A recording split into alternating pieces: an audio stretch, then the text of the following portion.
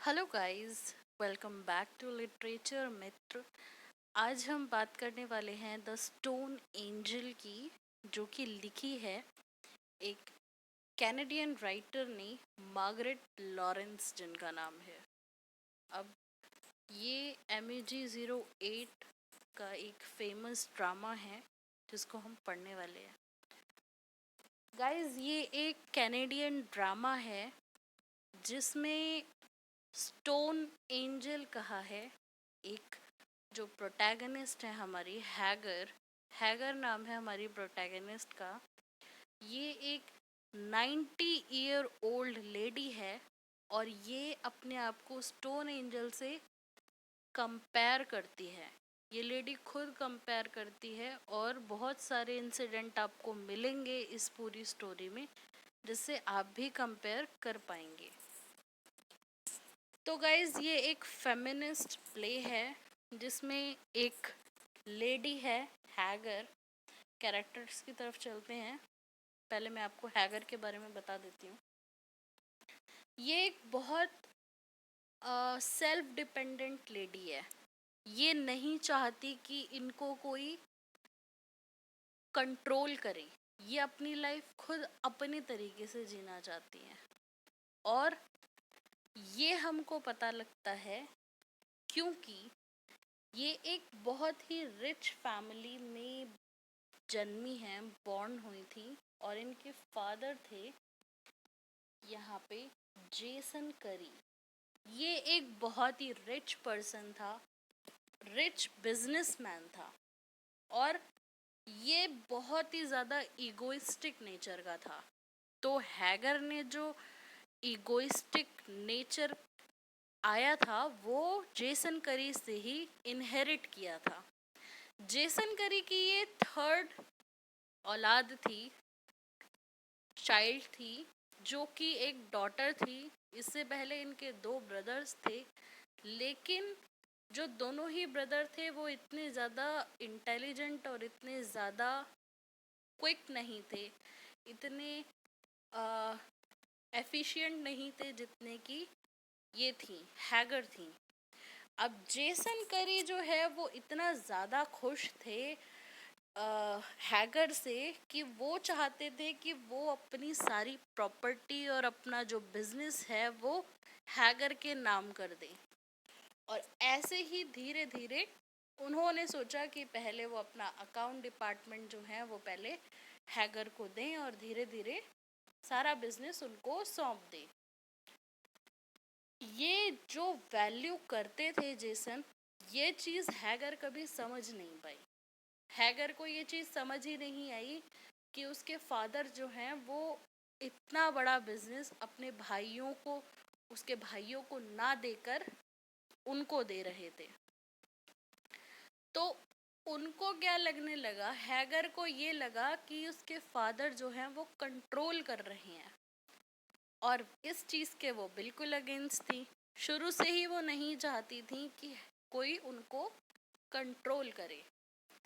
अब क्या होता है, कंट्रोल नहीं कर पाने की वजह से वो घर छोड़ देती हैं और एक गरीब आदमी से शादी कर लेती हैं जिसका नाम होता है ब्रैम शिपले। ये बंदा इनका हस्बैंड होता है। शादी कर लेती हैं भाग के अपने घर वालों के अगेंस्ट जाके। इनके जो फैमिली वाले होते हैं वो बिल्कुल भी पसंद नहीं करते हैं ब्रैम को। और क्योंकि वो एक पुअर होता है तो उन फैमिली के अगेंस्ट जाकर हैगर शादी कर लेती हैं। और हैगर जो है वो उसके फिजिक से, यानी कि फिजिकल अट्रैक्शन हुआ होता है हैगर को, तो ब्रैम से शादी कर लेती है।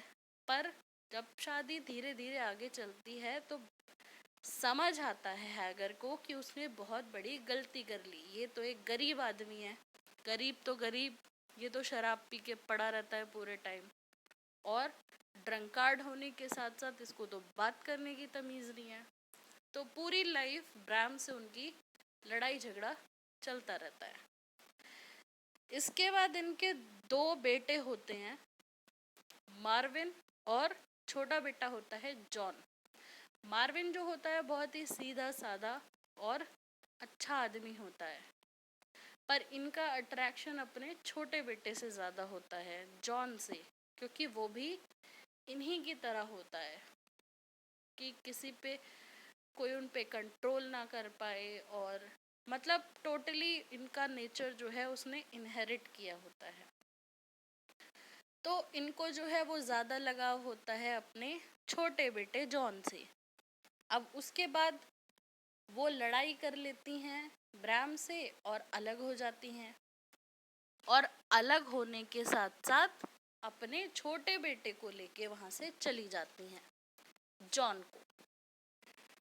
जॉन जो होता है वो ठीक तो है, लेकिन उसके अंदर भी वही क्वालिटीज़ होती हैं, वो भी ज़्यादा इगोइस्टिक होता है, और उसको भी लगता है कि उसकी मदर जो है वो उसको कंट्रोल कर रही है, जैसा कि जेसन करी के लिए हैगर को लगा था।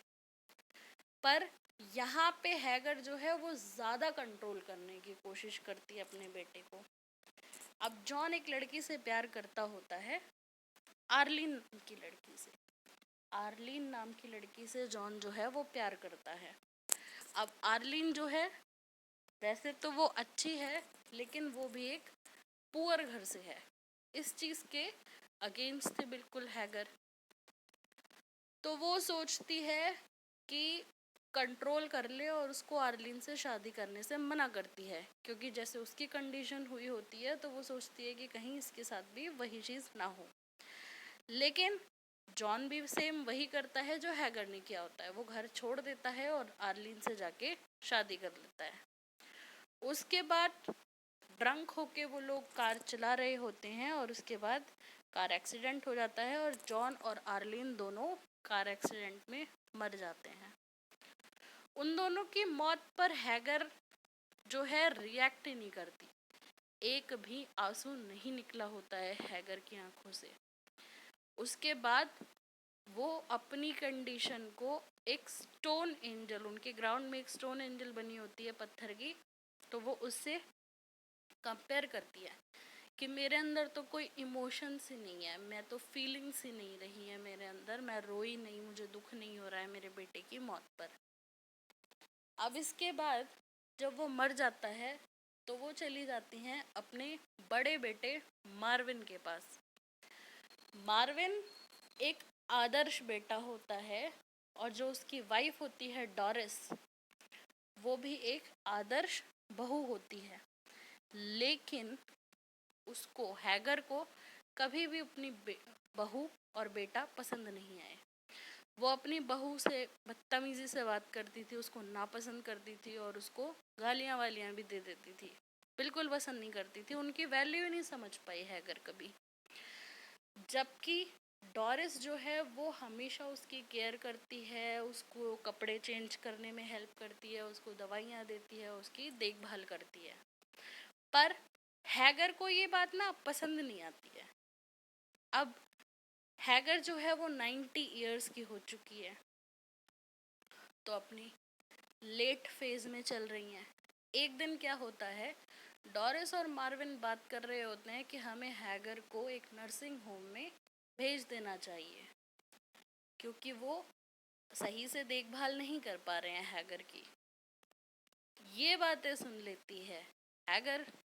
हैगर को लगता है कि ये लोग तो मुझसे पीछा छुड़ा रहे हैं, और नर्सिंग होम जाना उसके लिए एक डेथ के इक्विवेलेंट था। वो सोचती है कि वहाँ जो एक बार चला जाता है वो मर ही जाता है, फिर वो वापस नहीं आता। तो वो क्या करती है, वो घर छोड़ के भाग जाती है। घर छोड़ के जब भागती है तो वो एक फैक्ट्री जैसी एक जगह होती है, वहाँ पर वो अपनी रात बिताती है। वहाँ पर एक मोरेलीस नाम का एक स्ट्रेंजर आता है। मोरेलीस नाम का ये एक स्ट्रेंजर होता है जो कि इसे जंगल में मिलता है, और ये भी अपने घर की प्रॉब्लम से परेशान होता है, और वहाँ जाकर वो बैठ के पी रहा होता है। अब हैगर से उसकी मुलाकात होती है, तो हैगर अपने बारे में सारी बातें उसे बता रही होती है। अब भूखी प्यासी तो थी हैगर, बताते बताते वो थोड़े टाइम बाद फेंट हो जाती है वहीं पर।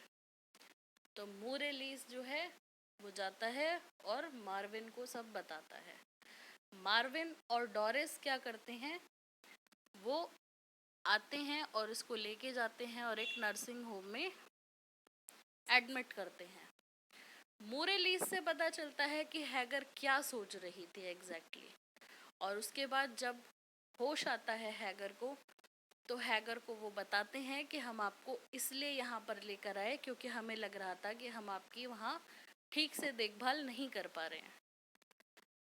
तब हैगर को थोड़ा रियलाइज़ होता है कि मेरे बेटे और बहू बहुत अच्छे हैं और उनकी वैल्यू से समझ आती है। उसके बाद वो थोड़ा सा खुश होती है और उसके बाद थोड़े टाइम बाद वो मर जाती है। तो ये थी कहानी द स्टोन एंजल की। आई होप आपको समझ आई हो और आपके एग्ज़ाम पॉइंट ऑफ व्यू से ये समरी थी। आई होप क्लियर हो गई हो आपको। Thank you guys for watching this video. If you like this video, hit the like button. Keep sharing, keep liking. Thank you.